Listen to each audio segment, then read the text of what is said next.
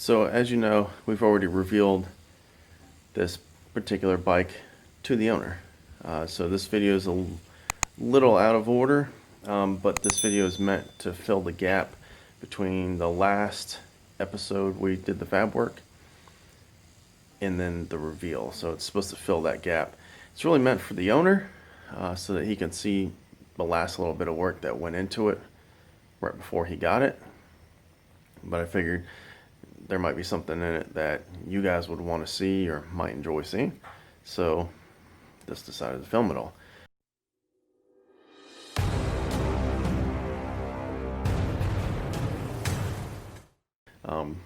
First things first, to fix the back where the seat kind of transitions on the frame, we got to get rid of this. This is going to be a pain in the back, literally. So we're going to get rid of this. And I figured the best way to do that was to finish up the back of the bike. And what better way to do that than to add an LED brake light. And this will function. So what I've done is wrapped it in tape, put it where I want it, traced the outline, which you can see, and started drilling my holes for the wires to go through and to attach the light. And we're looking at something like that. So this has to come off. So what I'm going to do now is take the angle grinder with a cutoff disc. We're going to cut at that line, and that line is past the side of the light. And what we'll do is we'll take a flat disc after that and kind of bring it back to the line, and that should line up perfect with our tail light.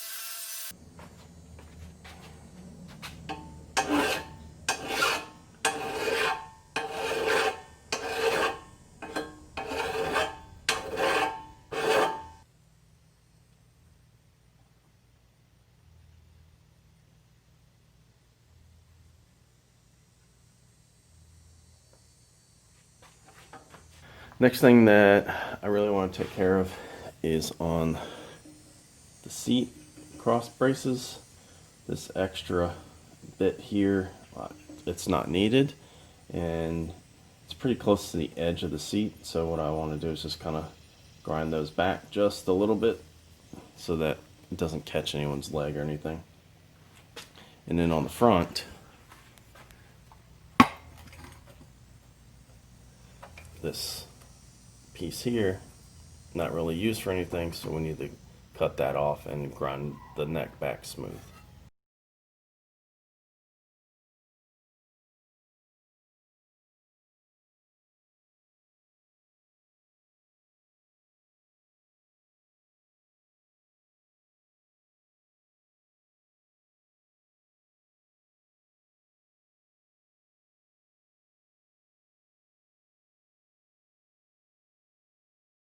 Now that all the frame modifications and everything are done, no more fabrication is needed, it's time to move on to the part we were keeping a secret, and that is paint. To start, what we did was hung up all our parts, hit everything with an etching primer, let that cure, then hit it with a couple coats of filler primer, and that smoothed everything out.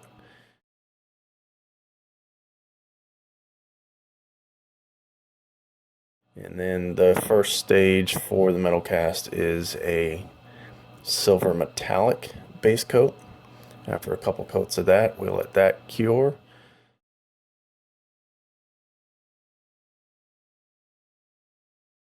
Per per the instructions, and then we apply the purple candy. And after a few coats, this is what it looks like. I'm really impressed, and I think I'm going to add the metal cast to my line of go-to paints. And once we had the frame and the swing arm done, it was time to move on to the tank cover, and that required a lot of body work.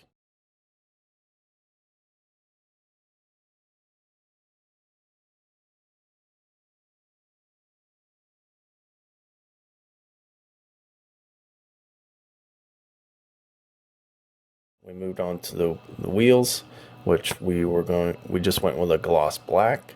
Also went the extra mile and painted a couple little things here and there just to set the bike off a little bit more. I've started to begin the reassembly process. And I just want to show you guys something. So the hardware that came on the bike, of course it's the best Chinesium I could get. I used it, and you can see the paint that's on it. I used that to block off the threads in the holes so that when I painted it I didn't have to chase it with a tap or anything. And what I've done is, like this was in the triple tree, right? Well, I'm replacing it with stainless. Every nut and bolt that I can find on this thing I am replacing with stainless. Stainless washers, stainless washers, and I've got a large assortment of the fasteners. Some I had to go get, but I will tell you, it does get expensive. Just a handful like that from the local hardware store, 35 bucks. That was nowhere near all the fasteners on the bike. But it is one of those things that if you're doing it for yourself or for someone else, the stainless fasteners is that extra detail that shows how thorough you are and will really clean up the build. Because you put all this time and effort into paint and body work and replacing parts that look haggard for brand new stuff, and then are you really going to go and throw something like that on there? No. Do yourself a favor, even if it's just new hardware, not necessarily stainless, and bling it out a little bit. You know, go that little extra mile.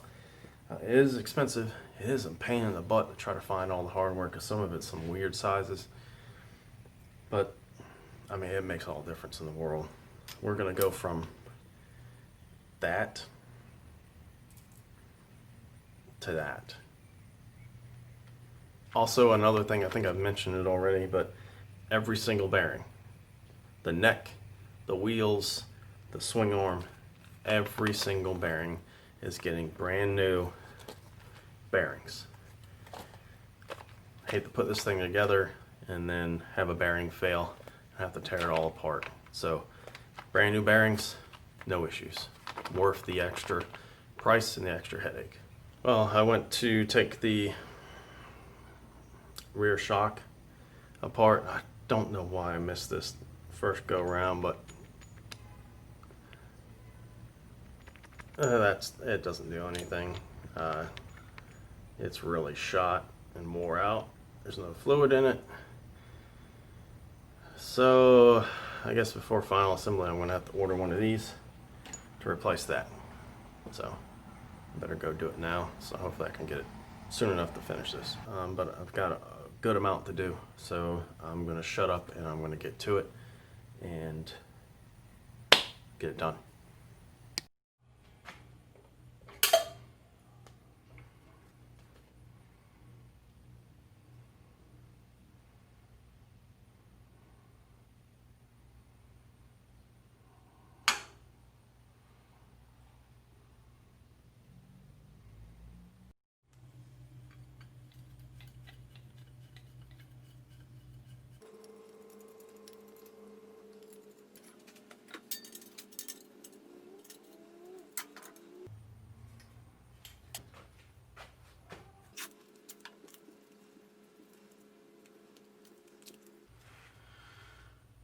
try your fingerprint?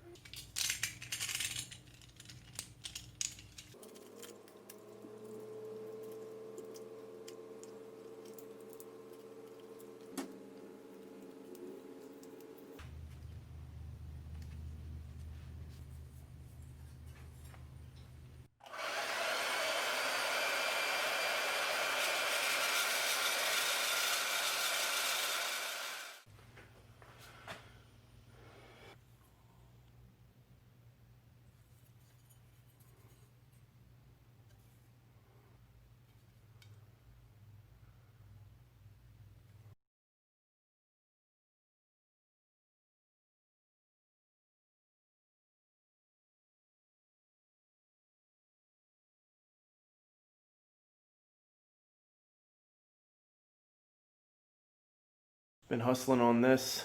That's why there's not a whole lot of video in the video, just a bunch of still pictures, because I got ahead of steam. Didn't want to stop to set up the camera, so I'd snap a couple shots and just keep going. So I think everything is painted at this point. Mostly reassembled. The rear axle, I need to get the chain on, tension the chain, and then lock that down, and then that's done. The front end's done, the swing arm's done, the motor's in, everything's bolted on. Almost done with the wiring. The only thing left to wire is the kill switch. And as far as wiring goes, we have a headlight, and if you can see the reflection back there on the garage, we have a taillight, and both brake levers actuate that. Even if I turn the headlight off, we lose the running light, but the brake light still works. We've got our new grips on. The master cylinders for the front rear brakes are on. I'm gonna put some red fuel line on it. Tank is on. I put the valve cover breather in, so it's not just puking oil everywhere. The battery's nice and tucked up underneath the seat with Velcro. Wiring, connectors and everything. The rear sets are on, painted, all new stainless hardware. The pegs were sandblasted. Went ahead and put the haslipcycleworks pull start cover sticker on. Like I said, the only thing left is the kill switch. Exhaust. That was no fun. As you can see, it's really tight in there. It's not actually touching anything, but it's really close. But it was a pain to snake it through there and get it all welded. It was all TIG welded, then painted with high temp black, wrapped, and then stainless ties locking the wrap down. Torque converter covers on. Yeah, oh, and there's the tank cover. Just need to bolt that on. Oh, I almost forgot. Because the owner and his family calls the bike, they call the bike can't handle this. Made up a little plaque. It's just some plexi with the haslipcycleworks sticker on it, and can't handle this in quotes at the top, and it fades from black to the metallic purple. Colors on the bike. Got to thank Jake from Vaughn Design Co. He actually cut that vinyl sticker out for me that can't handle this in quotes. So appreciate that, Jake, and I'm sure the owner will too. That's just going to be like a little plaque.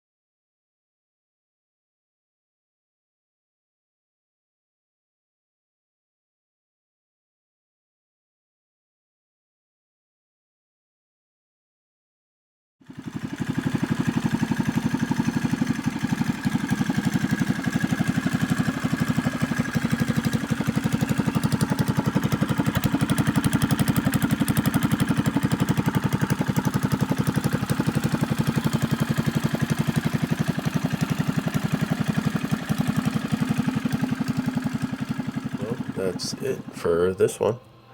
Until next time, guys, get up, get out there, and do it.